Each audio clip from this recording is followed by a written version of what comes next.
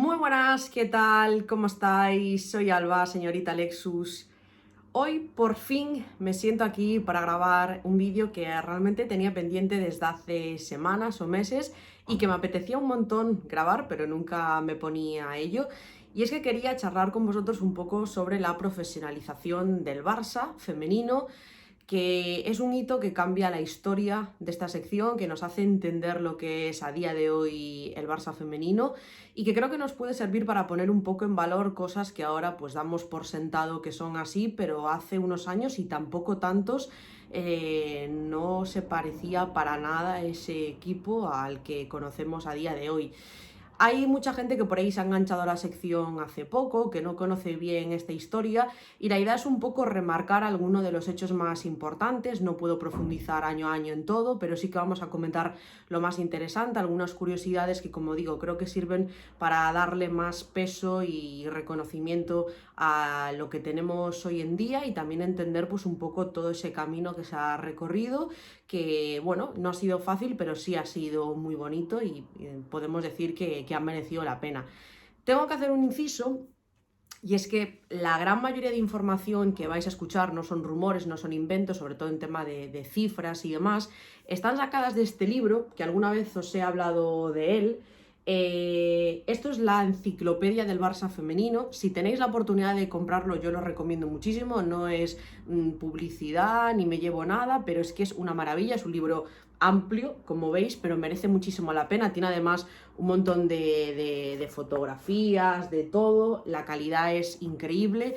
Hay relatos de jugadoras, exjugadoras, directivos, documentos de la prensa de la época y bueno, como dice el título, pues es un repaso de toda la historia de la sección, desde sus orígenes hasta el primer triplete 2021 y de verdad que merece mucho la pena. Entonces, créditos a Manuel Tomás Belenguer, que es el autor del libro. Hay algunas cosas sacadas de internet, otra cosecha propia, pero en general nos vamos a apoyar en este libro.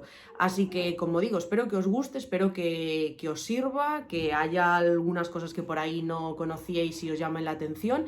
Y nada, ya no me enrollo más y empezamos. Debo hacer un inciso antes de empezar y es que si me veis mirar para abajo es porque tengo aquí la chuleta o bueno, el pergamino de las anotaciones, porque no me quiero olvidar de nada y si vamos a hacer este vídeo y vamos a hablar de este tema, pues hay que hacerlo bien, ¿no? Entonces aquí tengo pues todas las cosas que os quiero comentar, por eso me vais a ver leyendo. Esta historia empieza en 2015, cuando tras la insistencia del vicepresidente deportivo Jordi Mestre, la junta de Bartomeu, por aquel entonces el presidente del Barça, acuerda la profesionalización de la sección de fútbol femenino. O sea, hasta ese momento no era reconocida como una sección profesional dentro del club. Hay para mí dos momentos clave en la historia más o menos reciente del Barça. Uno es este, en 2015, la profesionalización, otro lo vamos a comentar más adelante, pero si hoy en día tenemos el equipo que tenemos, que compite de la manera que lo hace, que gana lo que gana, es en gran medida por esta profesionalización que se produjo en 2015 y por otro hito en 2019. Con esta decisión se producen una serie de cambios en la sección. Ahora os voy a comentar algunos de los más destacados, pero lo que quiero que veáis aquí es que estos cambios que os comento fueron una mejoría respecto a lo que había antes, fueron una evolución importante. Ahora estas cosas las vais a escuchar, se dan por hecho, parecen obviedades, pues no la tenían hasta 2015 y realmente no nos remontamos hace tanto tiempo atrás. Uno de esos cambios fue que el equipo técnico aumentó, pasó de tener 3 miembros a tener 5, con Xavi Llorens como primer entrenador. A día de hoy un cuerpo técnico de 5 miembros o de 8 es impensable, es muy pequeño, incluso en el femenino, pues en ese momento, como digo, era un avance, ¿no?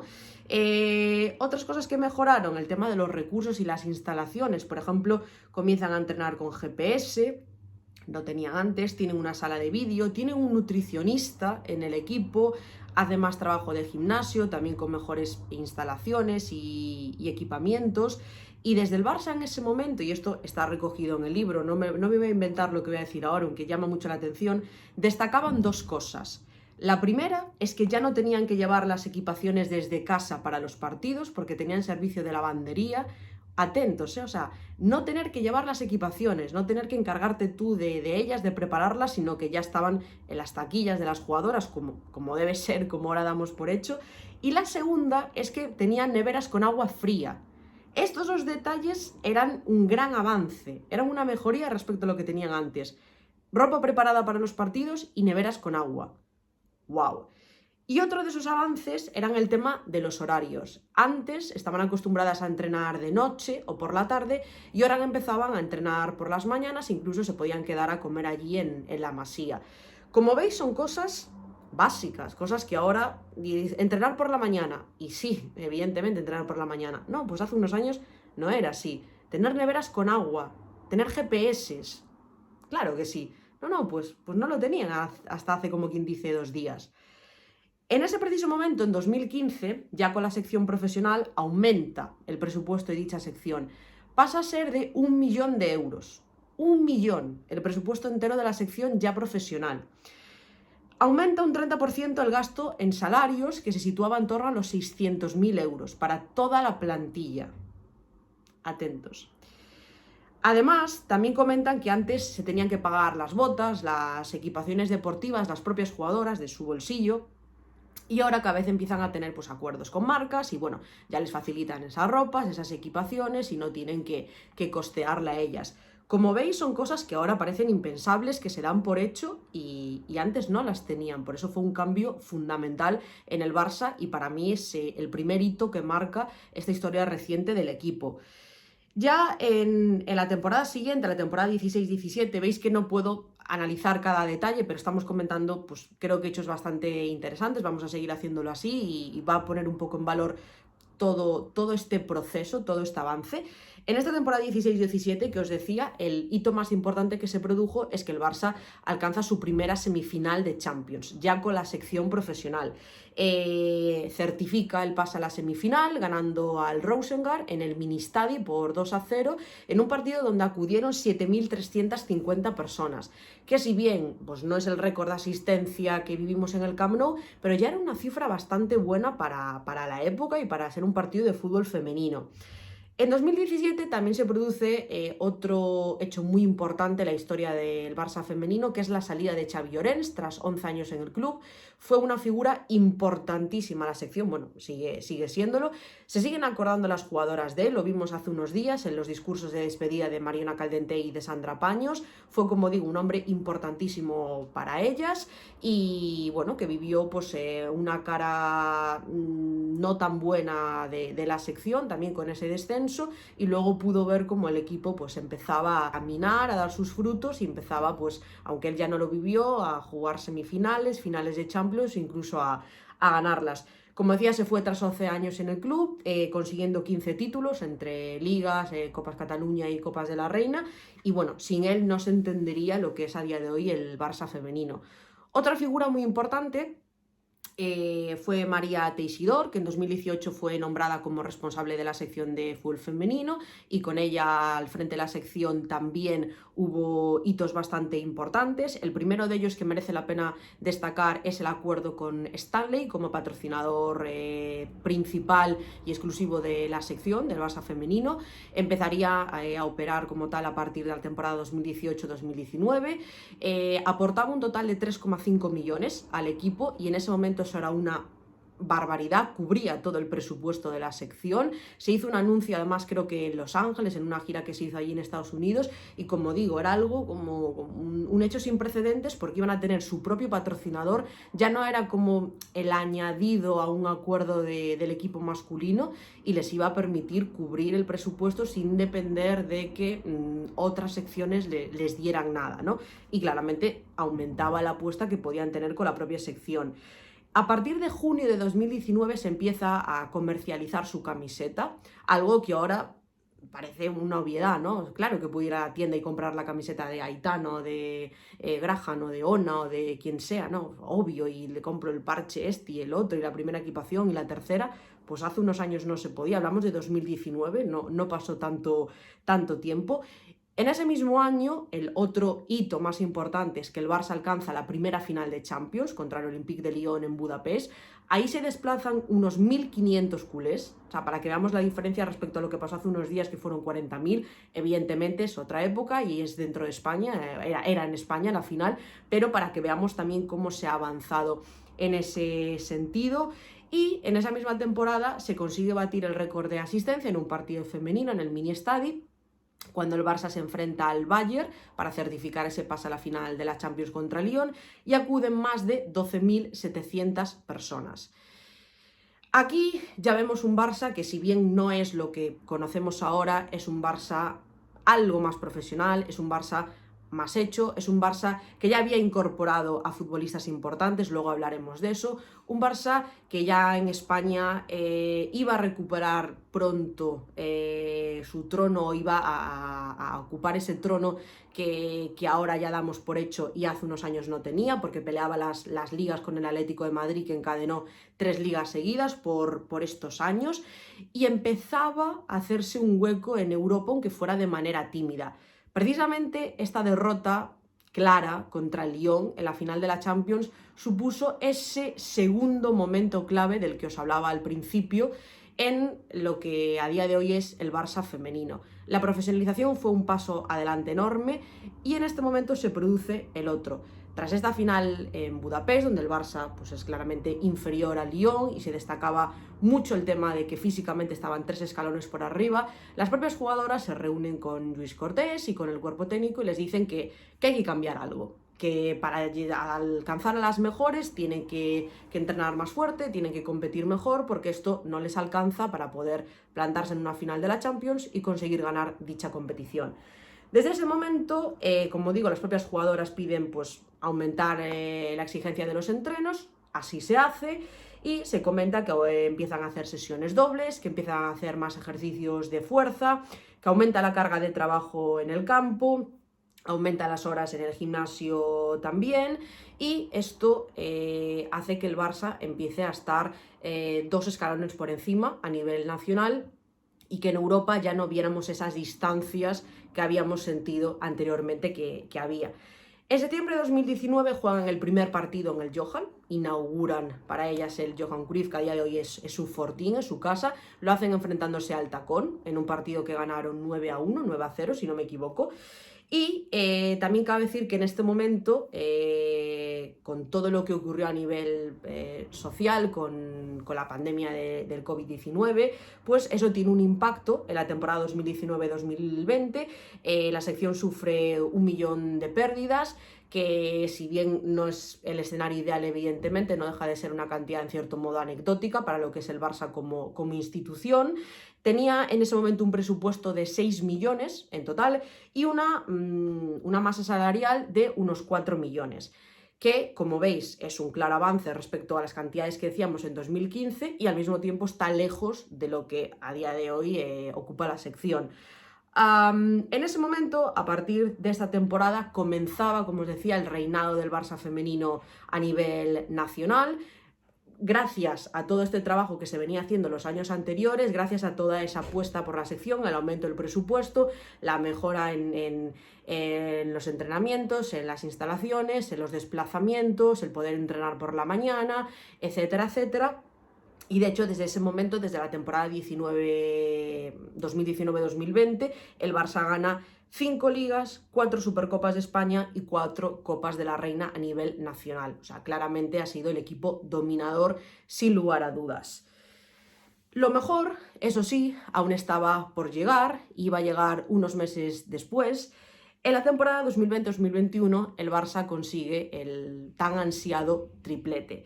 A partir de aquí, a partir de esta temporada donde se consigue el triplete, hemos normalizado los récords de asistencia, hemos normalizado las movilizaciones masivas como la que vimos en Bilbao, como las que vimos en otras finales a las que ha llegado el equipo, galardones a nivel individual también de las jugadoras, los balones de oro de Aitana, de Alexia, de Best, mejor jugadora de la UEFA, MVPs de las finales, etcétera, etcétera. También hemos visto la mejor versión a nivel futbolístico del Barça, el equipo más redondo, más hecho, más maduro. Para mí, el de esta temporada es el claro ejemplo de eso. Tenemos el éxito en categorías inferiores. El Barça B viene de ganar 2 ligas, pero si seguimos bajando, si seguimos viendo lo que hace el Barça C o las categorías de las niñas, está claro que el éxito está ahí. Y otro momento también muy importante fue la apertura de la Masía femenina en 2021. El hecho de que las jugadoras pudieran empezar a vivir ahí, pudieran estudiar ahí, las ayudaba evidentemente en su adaptación a la ciudad, al equipo, incluso también a la hora de convencer a futbolistas de fuera, ¿no? Que vienen muy jóvenes con 15, 16, 17 años, que no tienen nada en Barcelona, que recién aún están en una etapa formativa, y tú les permites poder quedarse ahí, y eso creo que condiciona bastantes fichajes y renovaciones. A su vez, otra de las claves del éxito del Barça en todos estos años desde la profesionalización, para mí ha sido el mantener un criterio bastante claro, bastante estable a la hora de acudir al mercado y ser bastante inteligente con los movimientos que se hacían. Entonces, se han buscado futbolistas diferenciales de fuera, se ha intentado aprovechar al máximo posible, ahora ya es más complicado porque bueno, el mercado es otro, el contexto ha cambiado, pero se intenta aprovechar lo máximo posible los fichajes a coste cero, aumentando ahí un poco más las fichas de las jugadoras, pero sin tener que pagar traspaso, y cuando hay que pagar un traspaso, que sea por futbolistas que convencen, a las que llevan siguiendo bastante tiempo y que tienen claro que quieren incorporar al equipo, y si no, se apuesta por retener lo que ya hay, lo que funciona, fijarse en la cantera, por supuesto, potenciarla y también mirar al talento nacional, ¿no? Quizás no tanto recurrir a lo de fuera. Como nombres propios voy a destacar algunos, no os voy a nombrar todos los fichajes de estos años, pero algunos de los más importantes y que cambiaron en gran medida la historia del Barça. Pues fue en 2017-2018 la incorporación de Lique Martens y de Mapi León, en 2018-2019 Keira Hanraoui o Asisat Oshoala, año después llegarían una tal Caroline Graham Hansen, no sé si os suena, poco conocida, poco importante, y Jenny Hermoso, y en las últimas temporadas, hasta este verano pasado, pues también pudimos contar con las incorporaciones de Irene Paredes, Fridolina Rolfo, Ingrid Engen, Kira Walsh, Salma, Brons, Ona Valle, Esme Brooks, en fin, un montón de jugadoras que, como digo, han sido o están siendo claves en la sección. La gran mayoría de movimientos que estoy citando han sido a coste cero, quitando un par de ellos, y has aprovechado bastante ese mercado y has traído jugadoras que sí que han marcado diferencias, además de lo que ya tenías, ¿no? Anteriormente, pues futbolistas como Alexia, futbolistas como en ese momento estaba Vicky Losada, como Sandra Paños, como Mariona Caldentey, como Patri Guijarro, Aitana, que es canterana, Claudia Pina, en fin, has armado un equipo muy competitivo, mucha polivalencia, un poco aprovechando ese mercado que decíamos, ¿no? De jugadoras diferenciales de fuera, ver que tengo en la cantera, ver que ya tengo aquí en el equipo para terminar de desarrollarlo, y has armado pues el que a día de hoy es el mejor equipo del mundo, la realidad. Y por último, otro punto que quiero mencionar también de todos estos años desde la profesionalización es que también se ha seguido una línea bastante continuista en el banquillo, y creo que eso ha sido bastante positivo. Tras la salida de Xavi Llorens, que decíamos en 2017, hombre importantísimo para el Barça, llega una breve etapa de Fran Sánchez que no terminó de cuajar muy bien, ya con Markel Zubizarreta al frente de la dirección deportiva, y luego pasaría a ocupar el cargo de entrenador Lluís Cortés, que era el analista del equipo.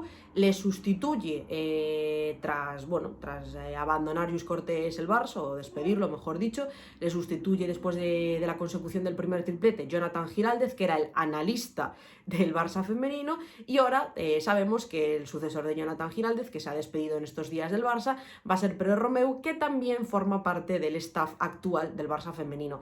Es una línea continuista que le ha funcionado al equipo, que creo que las jugadoras también la valoran positivamente, porque de hecho han pedido que se siga en esta línea, y creo que es clave para el éxito que estamos viendo. No me quiero olvidar, aunque lo acabo de mencionar, de que también fue muy importante la figura de Markel Zubizarreta, el director deportivo del Barça, que llega precisamente con la profesionalización de esta sección.